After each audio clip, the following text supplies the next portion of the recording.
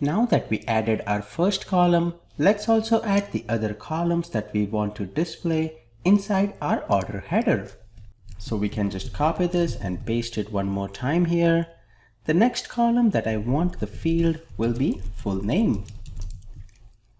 We'll give it a header text of name, and text align, we can keep it right. I'll remove everything else. I will remove this commented columns as well, and we'll copy this and paste this few more times for the other properties. Next, let's add email followed by phone number. We'll add the order status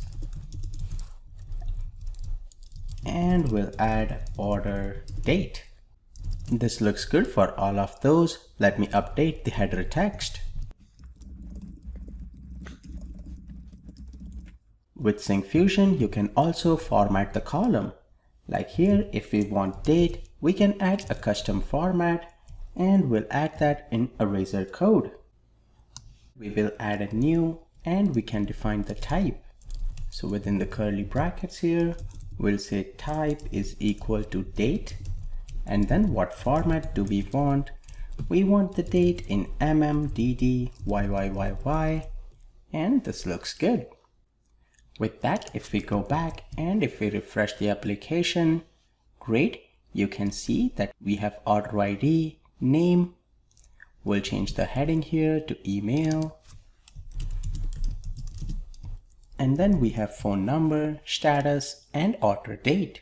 We are getting pagination, filtering, and sorting. But what advantage do we have as compared to data table? What if we want to filter our data and retrieve only a specific section as compared to loading all the orders? We can do that with Syncfusion. Before we get into those details here, let me also add a button to view the order details. So for that, we'll have to go back and we'll be adding a new eGrid column.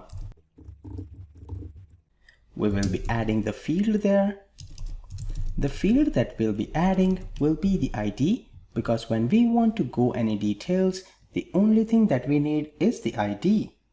With that ID, we will also add header text of empty, and I'll also add a width of 70. Now with Syncfusion, you can also add custom templates if you have to for a column. So here, if you want to add a button, you can do that with HTML. We will just add an anchor tag and give it an rel of nofollow, and we'll add the href. This should point to the controller, which is the order controller. In there, the details action method. We do not have that action method, but we will add that. Now when we click on details, what is one thing that we always need?